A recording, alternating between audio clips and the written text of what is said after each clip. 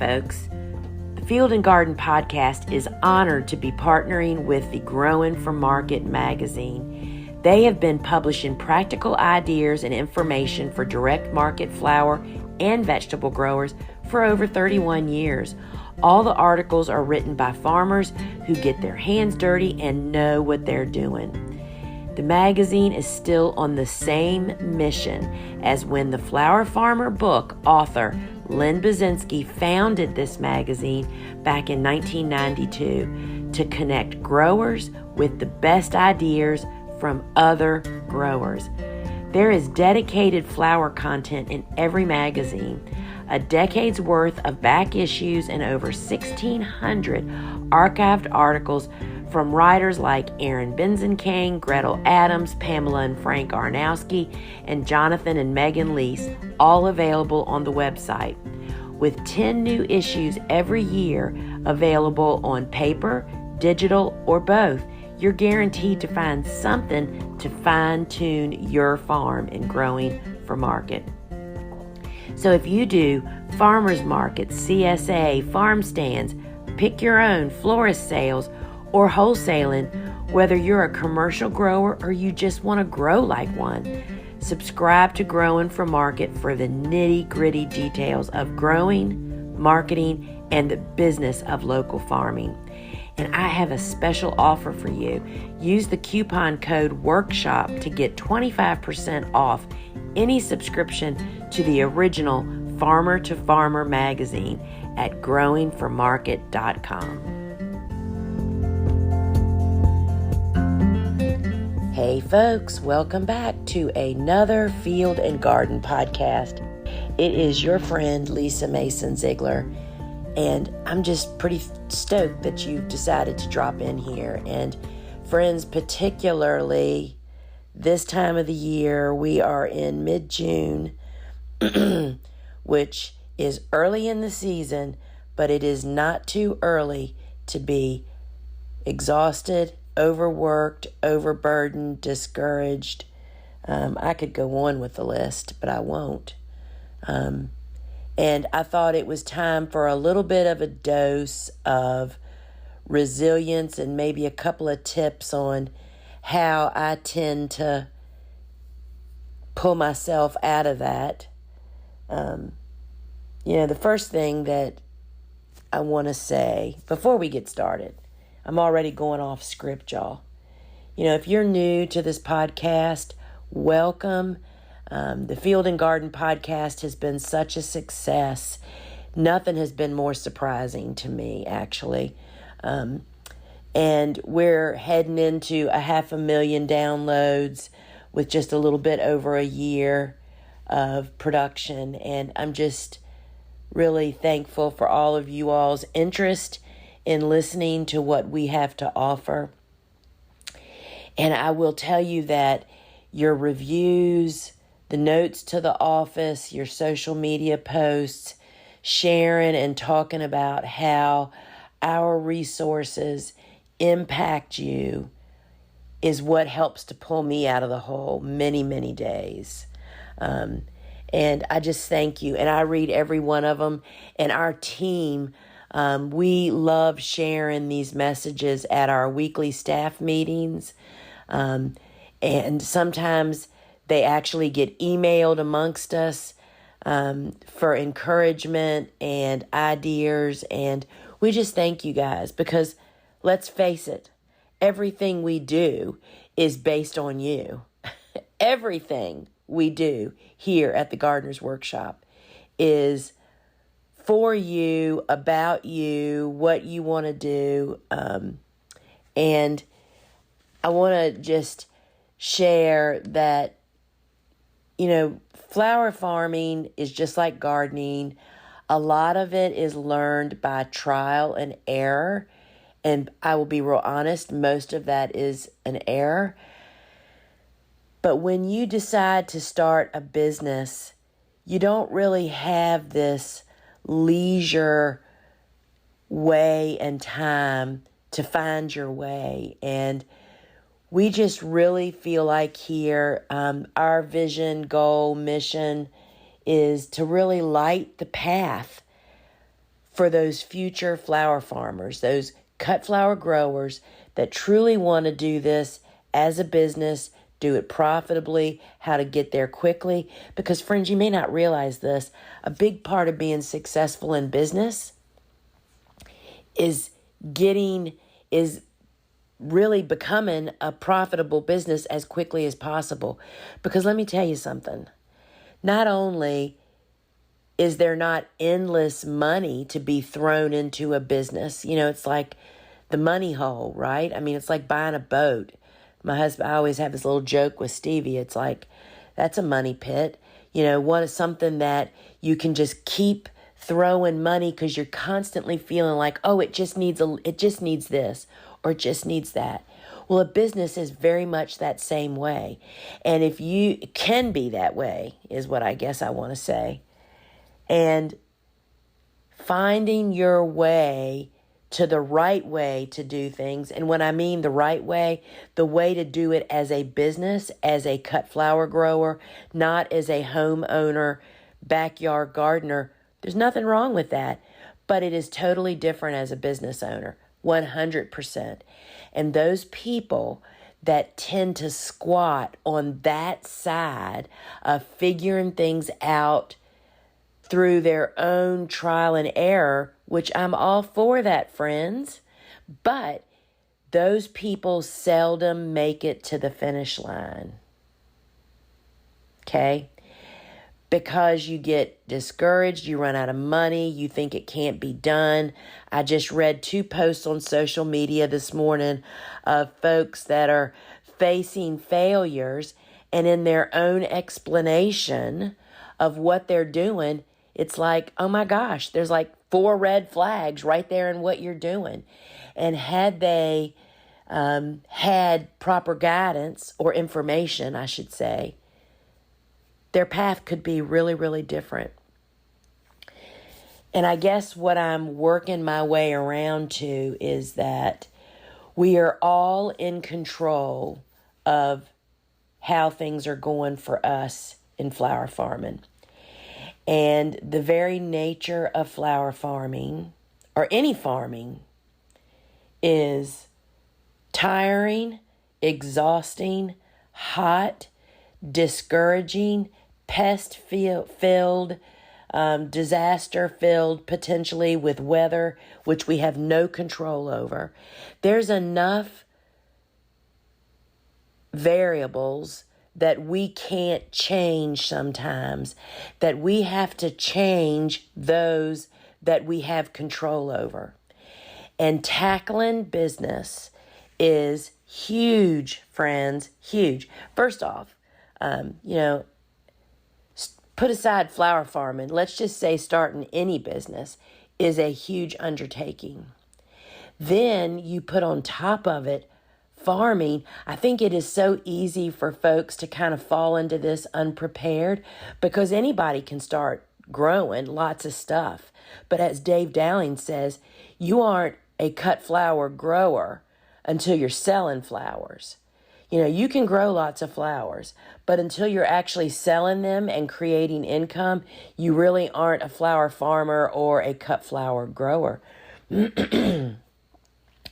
And that's why there's so many ill-equipped people doing it. And I mean, so many things are coming up in my mind right now, friends. You have to find your path.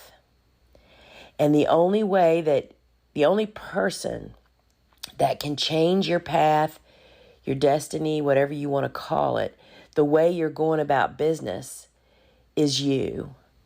You have to really pick and choose your battles. I mean, how many times do people say that about their kids?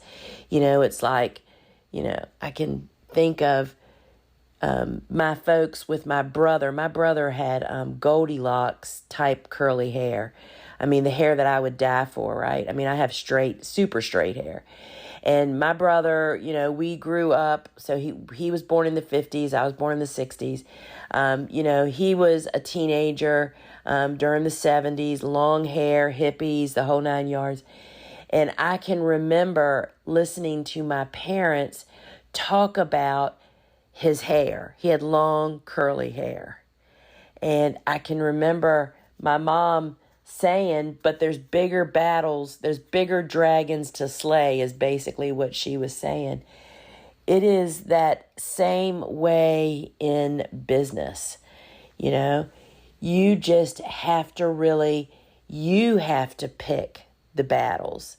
You have to put aside all the nonsense, put aside all those things that you don't have control over, and get down to the nitty-gritty of doing business. And because I'll tell you, friends, this is the nature of flower farming. You're hot, you're tired. Every day holds a new problem. I'll tell you that yesterday, 30 minutes before I was getting ready to go live with one of Dave Dowling's students, to hear her talk about her experience with Dave's course, our pull-behind tiller implement, which has been rebuilt twice, fell apart. Literally, Steve was out doing tractor work, and he texts me and says, you need to come out here. And I knew from what he said, something had happened bad in the field. I knew instantly, let's put it that way. So I drive out there on the golf cart with Tucker. I didn't even get off the cart. I just said, what is it? And he said, pull around back of the tiller. And the tiller had basically exploded. And this tiller is well maintained, has been rebuilt twice, and it literally just fell apart. I said, no problem. What model number do you want? And I just Googled it, found the model number, and I said, I hit the number of our equipment supplier, handed the phone to Steve ringing, and said, see if they have one. Friends, stuff happens. Stuff happens. And then I get on, so I leave him, they have it in stock. He's literally, today, this is the following morning after that, he just left with the trailer to go get that tiller. So I jump on Instagram with sweet Katie Bell of Simple Bloom Farm of Indiana. And the minute I hit the button to invite her into the video, Instagram locks up and says your video was just ended. It's like, what? That's never, ever happened. Are you kidding? I mean, we had a bunch of people waiting and listening. So I quickly restart the video, invite her on, does it again. Holy cow. I then think, all right, emergency mode. I quickly kill my phone, restart my phone, thinking there's a booger, I restart my phone, try again. It didn't lock up, but it won't let her come in. So then Jessie, who's one of our team members, is on there with me. I see her in the audience. I said, Jessie, ask to come on. Let's see if I can get you to come on. Is this a Katie problem, a tech problem from her, or is it Instagram? Well, it let me invite Jessie on. So I said, all right, let's get rid of you so I can get Katie on here. So we finally get Katie on. We had a delightful discussion. She shared all of the wonderful things that Dave's course helped her through with, change their business, da-da-da-da-da. At the end of the recording, when I go to share it, as you do, to keep it on your feed to people to watch the replay, it won't save it, y'all. It will not save it. It lost it. It's gone. I know about unexpected problems. I have farm problems and business problems, and that's the way every one of us. I mean, this is business, is what I'm trying to point out to you. You have to find your method of not just surviving these kinds of whatever you faced, because people will say things like, oh my gosh, but you don't understand. I have this problem or that problem, or this is how it is for us, or it's like this or it's like that. Friends, that's never going to end. I am the worst of thinking next week it's going to get different. I'm going to have time next week. It never happens, friends. The only person that can change whether you're going to have time is you. Something that I talk about so much in Flower Farming School, because I'm trying to drill it into people's heads, is that the only way that I have been able to survive as a flower farmer is that my days were so bloomin' structured. When we were in high production, to a fault, I was structured, meaning on Mondays we cut flowers. On Tuesdays I delivered. Monday we actually cut while Suzanne sold our flowers and then packed our flowers. Tuesday, I delivered flowers. Wednesday, I pushed paper. Do y'all hear Tucker snoring? Tuesday, I pushed paper, meaning somebody has to do the paperwork. Somebody has to go to the grocery store. Somebody has to pay the bills, do the ordering, and other business type stuff. Thursday, we cut flowers again. Fridays, we made bouquets, we delivered flowers, we prepared flowers. Saturday, and we did members-only markets on Fridays, all of this at the same time. Saturdays, farmers markets. I never varied from those pathways. Now, of course, also going on those same days was seed starting, planting, wheat, farm maintenance, all of those things. It was like automatic pilot. And that's how I survived. And then when we gave up farmers markets, I started realizing that I could have a life. I'm just saying that you're the only one that can decide how you're doing the things that you're doing. And, everybody wants to know what that magic bullet is. Well, I'd like to know too, because here it is, friends. There isn't one.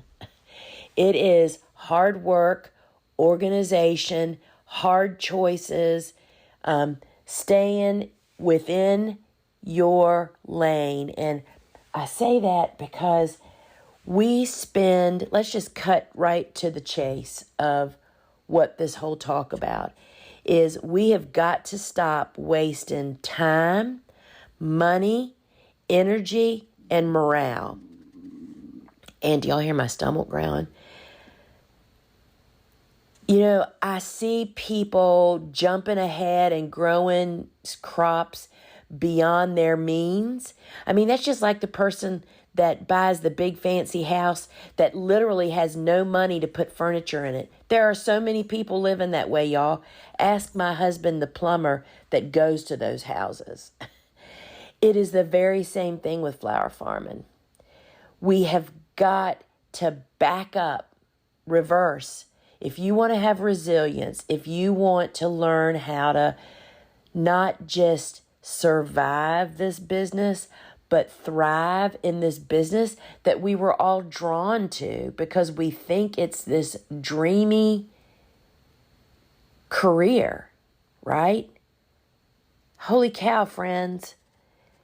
You get this by eating this big picture, one little baby bite at a time. And I understand how hard it is to see other people doing things. I see people write that all the time, and I so fall victim to that my very own self.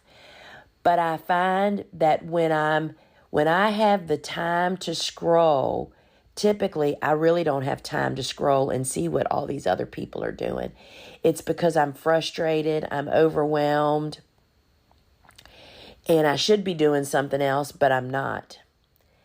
Yesterday, or actually it was Thursday, which is what really gave me this idea to do this. Well, the girls actually had encouraged me to write, to talk about how to overcome the exhaustion, the heat, the disappointment, the failed sales, all those things that can start to happen right about now. Because people are facing it. I have so many success stories, but I have just as many failure stories.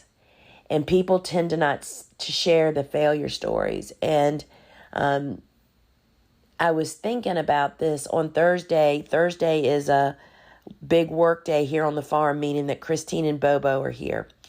And so we have a different focus, of course, on our farm these days. You know, we cut flowers and grow flowers as a demonstration, an education garden for marketing images, for recording, making courses, all that kind of stuff. And Thursday is our big harvest day, and I am literally the harvester. So while I was cutting flowers for our new shopping show, which happens on Friday, and friends, if you have not downloaded our app, to go inside our app and join me on Fridays for our shopping show, you've really got to do that. I highly recommend it. It is showing the blooms live and tips and how information that about growing them. Anyway, I'm totally losing my train of thought, friends, because I'm watching Tucker. His ball just rolled underneath the bed, and he's very quietly trying to retrieve it himself, and it's not really working out very well. But anyway, so I'm harvesting flowers for this show, which is really a voluptuous sight to behold. And I was thinking, oh my goodness, like right now, I'm harvesting flowers while Bobo is up in the building sowing seeds of flowers, while Christine is down the field planting flowers. Friends, that's the goal. Didn't start out this way for me, folks. Let me tell you, for the first 10 years, I was pretty much a one-man, one-woman show here on this farm. And only after I crashed and burned years in of trying to do everything and not doing it all right did I step back. Do y'all hear him? He's about to dig a hole in the floor. Tuck. Let me see if I can interest him in this other ball. He is so funny. You can give him another ball, he'll sniff it, and it's like, nope, that's not the right one. And that's exactly what he's doing right now. Y'all, this dog is so funny. So, you have to find your way to your end game. And I'm just so fortunate and blessed that I'm doing it. I'm still overwhelmed from time to time because what we don't really understand is, even though, I feel like I'm successful, people look at me and think I'm successful, and I am successful, but I still face these challenges and decisions every stinking day, friends.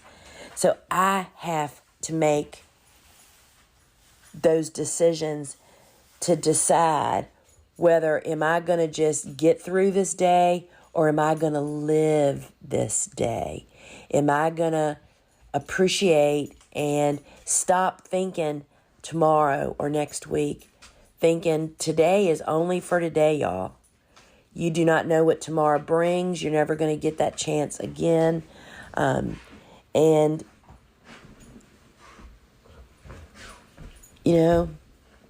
friends, I'm telling you, it's these little rays of sunshine that bring me resilience.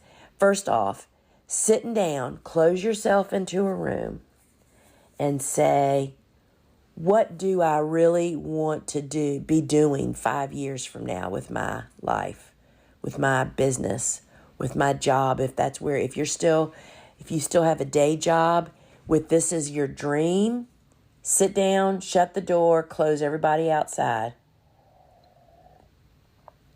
Sorry, y'all, I'm still drinking my coffee. And make that list. I'm actually in a strategic planning mode with my business, meaning, do I want to leave a legacy? Do I where am I? And I'm actually 4 years away from my next goal reset. And nobody ever has time to do this. Nobody ever has time to do this, but you have to do it. You have to do it and say, all right, I've just started my business, or I just want to start my business. What do I want to be doing in 5 years? 5 years from now, my kids will be teenagers. I still don't want to have weekend work. So I really want to focus my business on ways of selling them on weekdays. And friends, I want to tell you this because I just had this discussion with somebody yesterday. If you are in a position where you want to start a farm, or you are farming, and you're just having such challenges balancing all of the growing, selling, it's a lot to juggle. I really encourage you to investigate selling your flowers through collectives or co-ops. Those are groups of local growers that come together to pool their resources and their flowers to reach the commercial and even sometimes the retail sector together as a whole, meaning there's oftentimes a person. It's oftentimes, this is the best case scenario. The growers deliver or have their flowers picked up once a week or twice a week to get the flowers to the collective where the commercial customers are buying from. It lets flower farmers farm and the selling people sell. We actually have a course that is by Amelia Ilo. Amelia owns Rooted Farmers.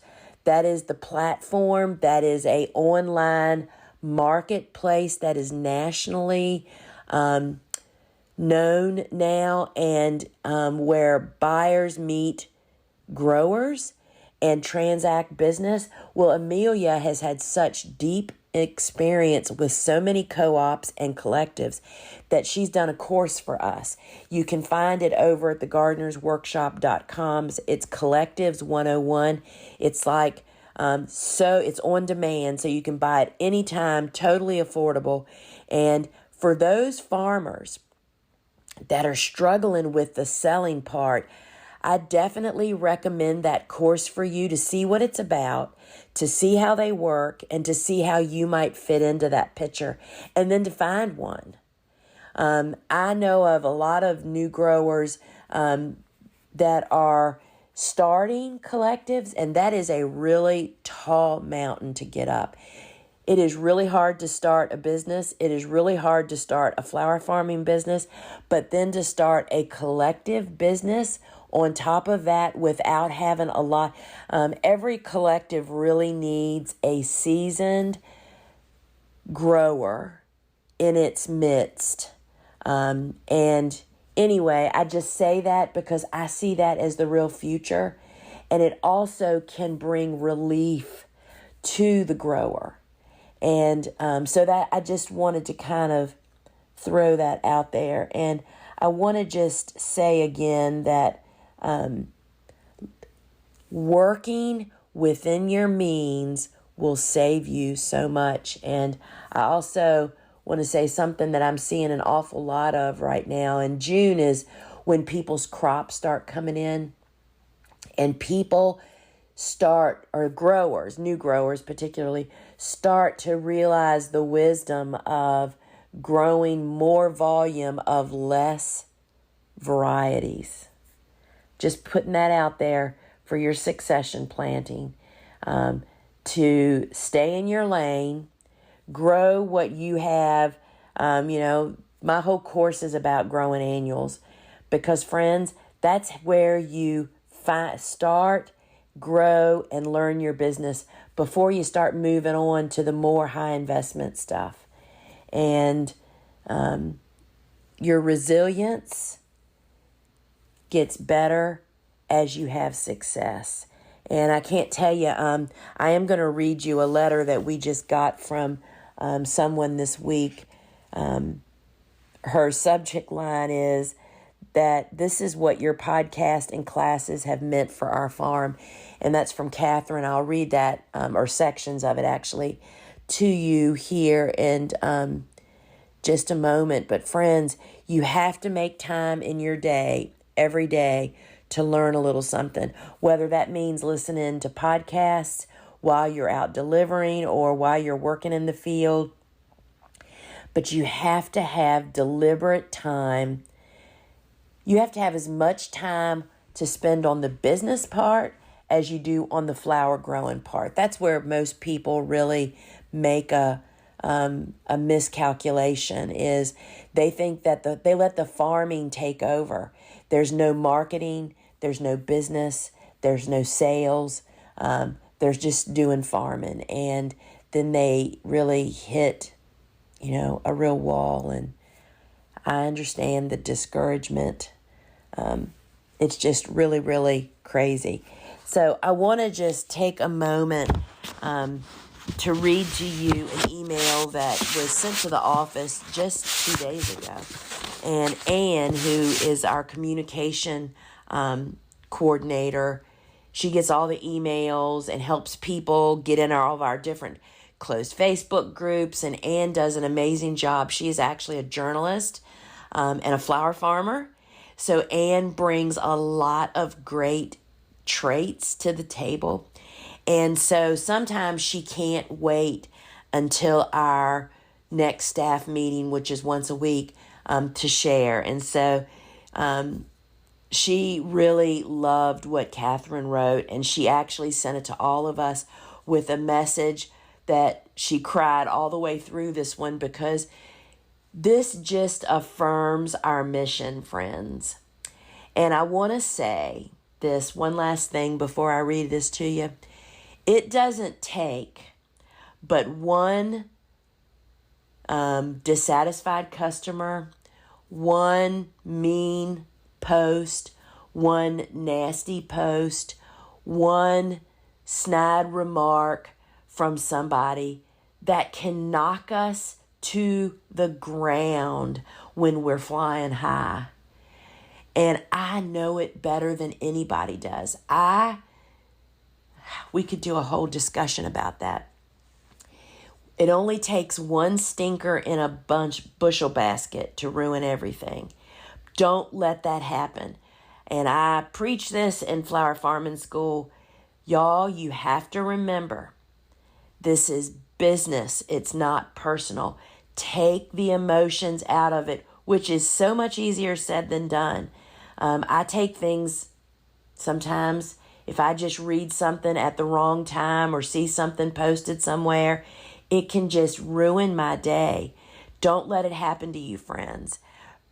Focus on the good stuff, because there is so many more. You don't know how many seeds you're sowing in people that are watching you and being inspired by you. And I just want to share what Catherine wrote. And so Anne shared this with the whole team. Y'all, I cried my way through this one, and this is happy crying. This is crying because even when we're facing challenges, we don't always know that we're doing right. So Catherine writes, her subject line is, "This is what your podcast and classes have meant for our farm. Hi, Lisa and lovely team. I had to take a moment to let you know the impact your work is having on our farm. Number one, your work dramatically influenced our growing practices before we were even flower farmers. We started farming as an online peony root seller, shipping product nationally. In the early days, we ran into issues with our growing practices, specifically around field management. Within the root growing community, it's standard practice to rely on chemicals and tillage to deal with this. That path didn't feel right for us. Enter Dave's course, bulbs, perennials, woodies, and more. The Lisa's course, which is the no-till micro-scale flower farm, and your podcast, Field and Garden. While we farm in Zone 4 and therefore couldn't adapt all of your methodologies verbatim. The fact that all of you take the listener through your respective thought processes enabled us to then replicate and adapt those thought processes on our side. Just this morning, I got an email from a customer who buys roots from us each year. Without your resources virtually walking beside us as we work our fields and sell our roots, I feel confident that we would not be experiencing this kind of customer loyalty. And that customer said, I bought a root several years ago elsewhere and it never grew. Yours is so lovely. I want to get it from you. Are you offering it this year? So, friends, so that was number one. I just get so overwhelmed every time I read these. Number two, your content helped us realize cut flower farming could be an excellent expansion for our business. I have to largely credit your podcast for this, Lisa. You talk so openly of the candency and calendar of flower farming, as well as the wins and fails you have personally experienced. The cadence calendar piece was so important as we needed positive indication that we could work cuts through the current timetable we have for our roots business. The wins fails piece helped me accept the fails we already had starting this farm and recognize some of the wins I had taken for granted. I found this built my personal confidence such that expansions into cuts felt achievable. Number three, your podcast and Amelia Ilo's Collectives 101 course helped me realize that we want to try direct to florist sales. Then both resources taught me how to go about it. We thought we would just sell cuts directly to customers until you did a number of podcasts on selling to florists and then offered the Collectives 101 class. Both helped us realize that we don't want to build yet another direct-to-customer business at this stage. That this also introduced us to Rooted Farmers, which we have joined. Amazingly, we have our first florist. Yesterday, she texted me this beautiful image, which she included, with a message that read, "These are your peonies. I am extremely happy with the product." She also posted on social media that she's specifically using our flowers in her current arrangements. Plus, she's including our flowers in a wedding she's doing this weekend. There is no simple way we have gotten this much. I'm sorry, y'all. There is simply no way we would have gotten this much traction this fast were it not for the amazing resources you offer. Thank you for what you do. And she signed it, Kat. Friends, this is what brings me resilience now. We can never have enough of these kinds of letters because, as I said before, it only takes one negative or mean remark, which happens to everybody, everywhere. Y'all, you can't make everybody happy. I think that people say that, and until you experience it and then think back and think, you know what, you really can't make everybody happy. This is why, and I've said this before, this is why we have Fords, Chevys, Toyotas, Nissans, BMWs, Mercedes. This is why we have tons of car brands, friends. There is no one fit for everybody. And we have to realize that's true in flower customers. That's true in course customers. That's true in online store customers. Not everybody has a different expectation. And so I just want to say, keep your chin up. Find your path. The number one tip that I can give you is to lock yourself in the room and just imagine to yourself, where do I want to be in 5 years? And my business to be in 5 years. And start living that today. If you say, I want to not work weekends, I want to knock off at 3 o'clock every day, that means that I'm going to go to work from 6 a.m. to 3 p.m. like a regular job that you leave home for, friends. I'm going to see to my household so it can do without me during that time. If that means hiring a nanny or a babysitter or putting dinner in the crock pot at 6 a.m. in the morning, whatever it takes. You have to find the way to do that. That was my goal. When we ended our production years after 23 years of production, 23, 24, I never can remember. The last 6 or 7 years, I worked Monday through Friday from 6 to 3 to 4, depending on where we were in the season. And I didn't work weekends. And I did not go back out in the field in the evening, y'all.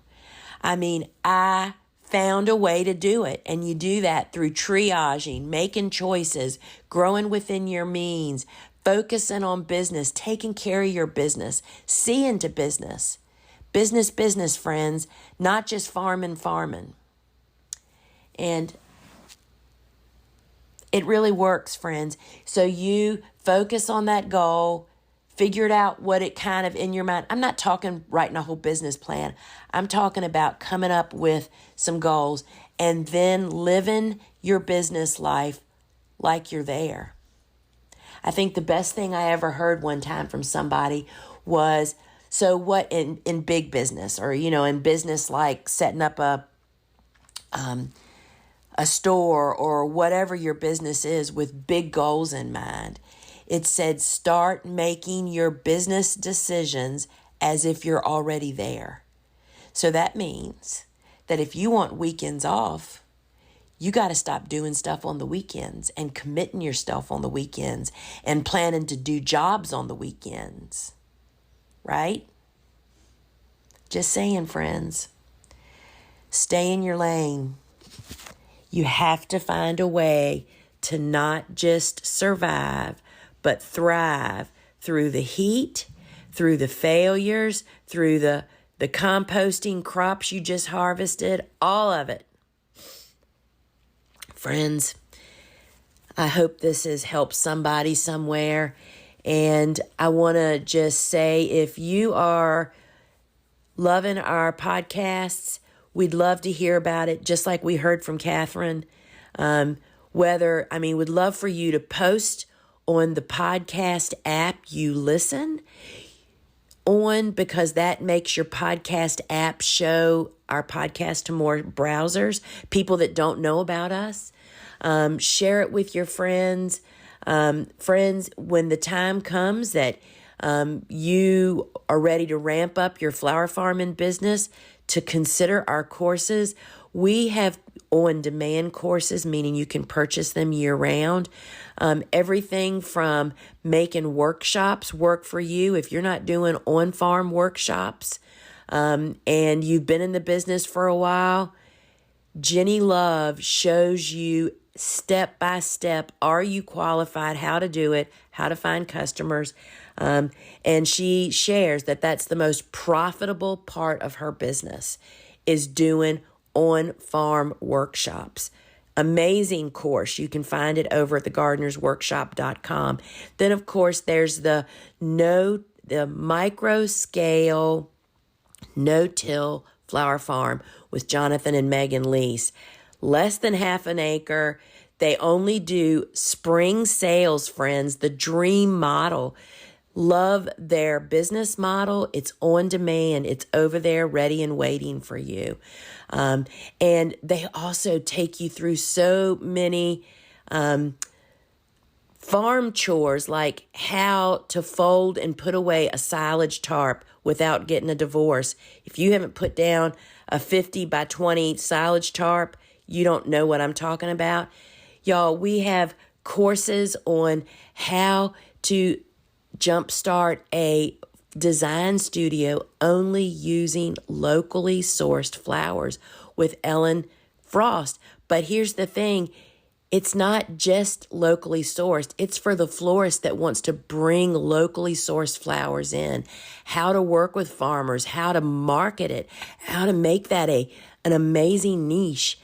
And then, of course, we have our flower farming school friends and Farmer-Florist school.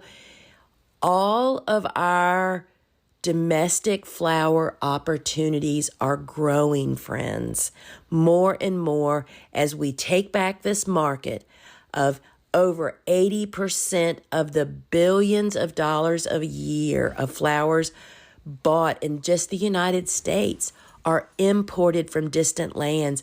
Friends, there's no window. There's no ceiling, sorry. There's no ceiling. There's room for everybody, but you have to find your niche. You have to work it. You have to have the knowledge. You don't want to do it through trial and error. You want to learn from people that have done it and done it successfully. Folks, fall on over to thegardenersworkshop.com for your, if you need tools, seeds, and supplies, if you need knowledge, tons of free resources. Hope to see you over there. And until we meet again, friends, ciao.